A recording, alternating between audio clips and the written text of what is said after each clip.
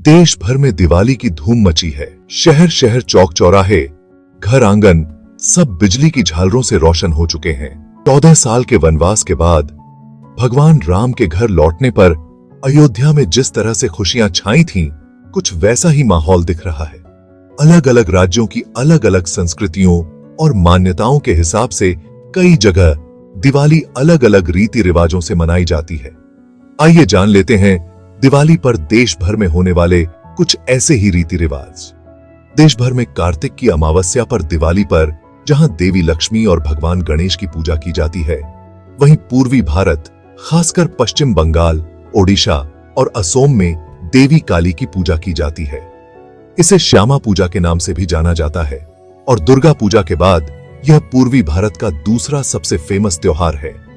काली पूजा बुराइयों या राक्षसों से मुक्ति पाने और खुशियां, स्वास्थ्य, धन और समृद्धि के लिए की जाती है। गुजरात के पंचमहल स्थित वेजलपुर गांव में एक अनोखी ही परंपरा है। वर्षों से यहां दिवाली पर एक दूसरे को पटाखों की चिंगारियों से नहलाने की परंपरा है।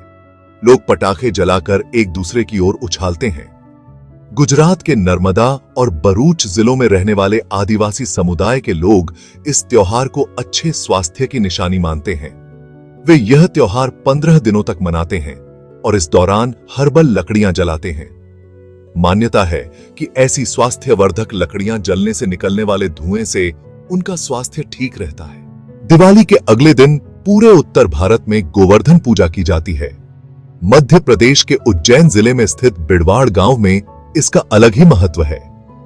लोग अपने बछड़ों को सजाते हैं, फिर जमीन पर लेट जाते हैं और इन बछड़ों को खुद के ऊपर से गुजरने के लिए छोड़ देते हैं। इससे पहले लोग 5 दिनों का उपवास रखते हैं। ऐसी मान्यता है कि ऐसा करने से भगवान प्रसन्न होकर खुशहाली देते हैं। छत्तीसगढ़ के बस्तर क्षेत्र में आदिवासी समुदाय के लोग दिवाली को दियारी के रूप में 3 दिन अनोखे ही रीति रिवाजों के साथ मनाते हैं। इसकी शुरुआत में भगवान नारायण की मूर्ति के साथ खेतों में फसलों की समारोह पूर्वक शादी कराई जाती है। इसके बाद फसलों का भंडारण किया जाता है। इस त्योहार के पहले दिन पशु मालिकों को अल्कोहल से नवाजा जाता है। दिवाली से पहले धनतेरस पर देश के कई राज्यों में मृत्यु के देवता यम के नाम का दीपक जलाया जाता है। घर परिवार के सभी सदस्यों के घर में दाखिल होने के बाद रात में यह दीपक जलाया जाता है और इसके बाद परिवार का कोई सदस्य बाहर नहीं निकलता। कई स्थानों पर इसे धनतेरस के अगले दिन नरक चतुर्दशी पर रात भर जलाया जाता है। वहीं महाराष्ट्र में धनतेरस यानी धनत्रयोदशी पर महिलाएं परिवार के हर पुरुष सदस्य के नाम पर एक एक दीपक जलाती हैं। मान्यता है कि इससे पुरुषों को लंबा और खुशहाल जीवन मिलता है। महाराष्ट्र में इसे यमन दीपदान के नाम से जाना जाता है। अब हम पहुंचते हैं गोवा, जहां नरकासुर चतुर्दशी का पर्व धूमधाम से मनाया जाता है। इस दिन लोग नरकासुर के पुतले बनाते हैं और उन्हें जलाकर बुराई पर अच्छाई की जीत का उत्सव मनाते हैं। गोवा की गलियों में रंग बिरंगी रोशनी और सजावट देखने लायक होती है। यह पर्व गोवा की सांस्कृतिक धरोहर को दर्शाता है और लोगों में नई ऊर्जा का संचार करता है। उत्तर भारत के घरों, खासकर ग्रामीण इलाकों में तेल का एक अखंड दीप जलाया जाता है। इस पर कोई बर्तन रखकर काजल तैयार किया जाता है और दिवाली की रात में ही सूखा काजल पूरे परिवार के लोग लगाते हैं।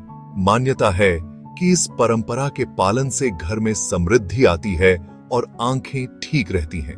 हिमाचल प्रदेश के धामी में दिवाली के बाद पत्थरबाजी का आयोजन होता है, जिसे पत्थर का मेला कहते हैं। हर साल दिवाली के बाद 2 समूहों में स्थानीय लोग इकट्ठा होते हैं और एक दूसरे पर पत्थर फेंकते हैं। पत्थर लगने से होने वाले घावों से निकलने वाले खून से पास के मंदिर में मां काली की प्रतिमा को तिलक किया जाता है। धामी में मान्यता है कि पहले मां काली को मानव बलि दी जाती थी। हालांकि एक स्थानीय राजा ने इसे समाप्त कर दिया था और तब से पत्थरबाजी का आयोजन होने लगा।